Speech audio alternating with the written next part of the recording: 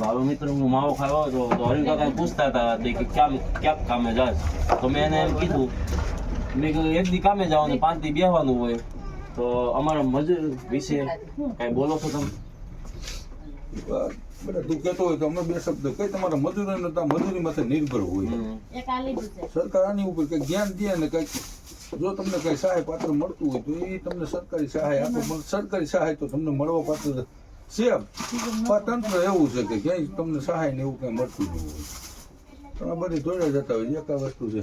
અને આ દેશમાં જે કાંઈ વસ્તુ છે તમારે તો આપણા ગ્રામ્ય વિસ્તારમાં તો મજૂરીમાં તો 300 રૂપિયા તમારે આ તો બધું પરવડે ને તમે જે કાંઈ વસ્તુ એક દિવસ કરો અને ક્યાંકથી થોડું હજુ મળી જાય એની માટે પૂરું થતું હોય તો તોય તમને ધન્યવાદ છે કે તમે આ તમારા ઘર પરિવારને બધું શાંતિથી હલાવો છો. અમે જોઈ છીએ કે તમારા મજૂર વર્ગ આપણે દેવી પૂજક સમાજ આપણે બહોળો છે અહીંયા અને કોઈ પણ પ્રકારના આપણે કઈ કે બે ધંધા કે એવું કઈ કરતા નથી તમે અને આ મજૂરીમાંથી નિર્ભર છો તો એ તો આ તમે જે કાંઈ વસ્તુ સરકારને રજૂઆત કરો ત્યાં જે કાંઈ વસ્તુ કે ભાઈ ધંધા ગ્રામ્ય લક્ષી તમે ખોલો છો કે જેથી તમને કાયમી રોજમદાર તરીકે મળી જાય. આ તમે 5 દી 300 રૂપિયા એક મજૂરી કરો તો આખો દિના 5 દિના 60 રૂપિયા અત્યારે તમે ગણતરી કરો 60 રૂપિયા પૂરું કરવું પડે. તમારો ફોન આમાં આટલો આવ્યો હતો એમાં તમારા માવાનું વ્યસન હોય ને 15 રૂપિયાનો માવો 15-20 રૂપિયાનો માવો આવે. તમે હાલો કાંઈ ન કરો કાંઈ એક દિવસમાં એક માવો તો ખાતા હોવ ને હે તો 40 રૂપિયા વૈદામાં વૈદા 40 રૂપિયામાં કોનું પૂરું પડે એટલે તમે આ વ્યસન મૂળતો બંધ કરો. જે કાંઈ વસ્તુ છે ને એ વ્યસન બંધ કરો.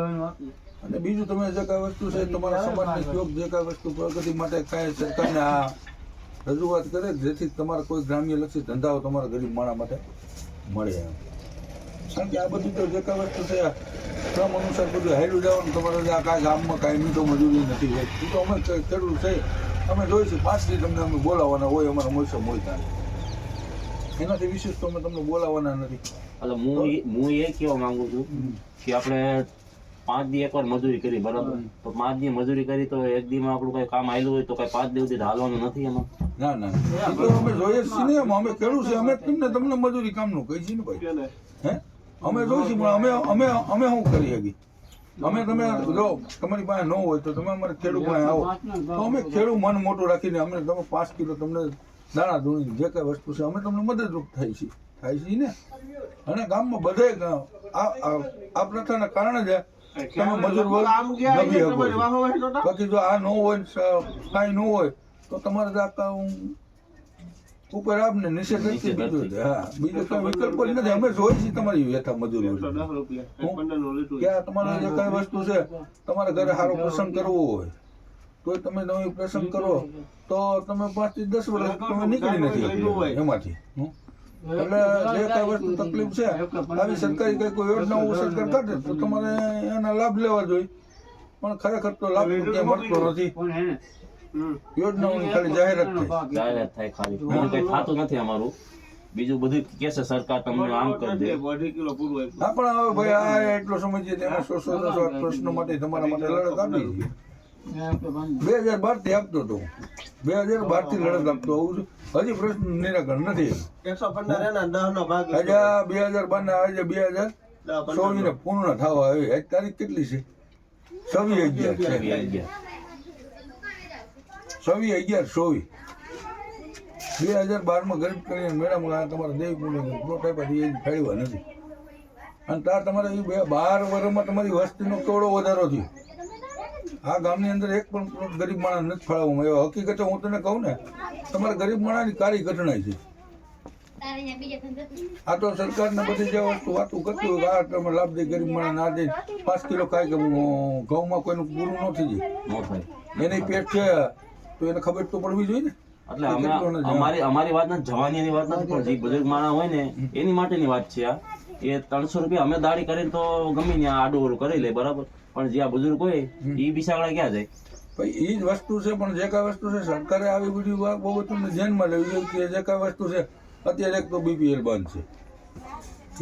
જો BPL બધા જો આ બધી કામગીરી જે કાંઈ વસ્તુ છે ને હવે BPL હોય તો એના માટે વૃદ્ધ સહાયની બધું કરી દે છે. એવું નથી કે મેં બધે આવા બધે કામ કરો આ તો મને પૂછશો એટલે હું તને કહું છું હકીકતે જા ગાવ તો ખરેખર મારા વસ્તુ કહેવાની ન હોય, હું કાં કરી લઉં છું. જા ગામમાં જેટલા જે લોકો ગરીબ માણસો છે ને જેને બીપીએલ હતા એ લોકોને આપણે ઉત્સાહ એને સરકારની સહાય મળતી હતી, એ આપણે આપવો હોય. પણ જેને નથી એને કઈ નહીં. આજે જે વૃદ્ધ છે, જે કઈ લાચાર છે, બીજા તમે તમારું પૂરું નથી કરતા તો એનું કેવી રીતના પૂરું કરવું? હકીકતે ગરીબ માણસ હે ને એ ગરીબ જ થતો છે, એ ગરીબ જ વધારે થતો જાય છે. અત્યારે કોની આગળ પૈસો છે? ગ્રામ્ય વિસ્તારમાં ખેડૂત માણસ નથી, ખેડૂતને પોષણ સમક્ષ ભાવ નથી મળતા. હવે હકીકતના વાસ્તવિકતા છે. અને ખેડૂત જે દરેક પ્રોડક્ટ લઈએ ને, ખાતરથી માંડીને દવા સુધી એના બમણા ભાવ થઈ ગયા. અને ખેડૂતને જે કઈ વસ્તુ છે આ બિયારણ લેવું હોય તો મોંઘું મળે, એ એનું ને એનું ખેતરનું એનું ને એનું બિયારણ એને મોંઘું મળે, એ લેવાનું. પછી ટાણા ખાતરની જરૂરત છે, નથી વાવેતર પૂરા થતા, નથી કાંઈ જતું. સરકાર જે કઈ વસ્તુ છે ને કોઈ પણ નકરા આપ્યા કરે.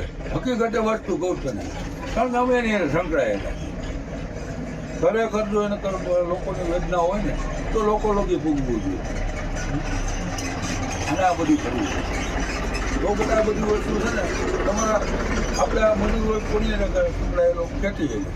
જો આ દેશ ખેતી પ્રધાન દેશ છે, જો ખેતી સદ્ધર થાય ને તો જ તમને મજૂરોનું કામ ને બધું જડ્યા. અટાણે અમારું ખેડૂતનું પૂરું ન થતું હોય તમને કઈ અમે કહી તમને એમ કહો છો કે અમારે મજૂરી હાલતી નથી, એનું કારણ એ છે બટ અમે અમારું પૂરું નથી કરી શકતા.